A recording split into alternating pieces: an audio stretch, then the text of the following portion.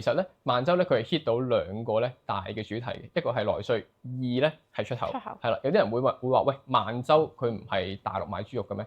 但如果你睇咧呢兩日嘅新聞咧，你應該都發現唔係嘅。佢收購咗美國嘅 Smithfield， 然後 Smithfield 佢又收購咗另一間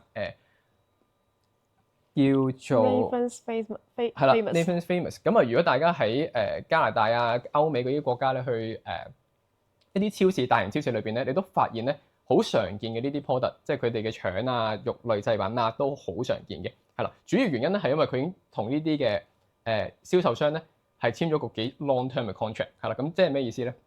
呢間公司並唔係單單喺中國裏邊賣肉，一半嘅係賣緊喺中國啦一啲新鮮嘅肉品啦，而另一半咧其實係出口緊去外國嘅。咁啊，同一時間佢 hit 到兩個嘅概念，而且咧喺個報表上咧都見到佢嗰個盈利係有一個向上嘅跡象。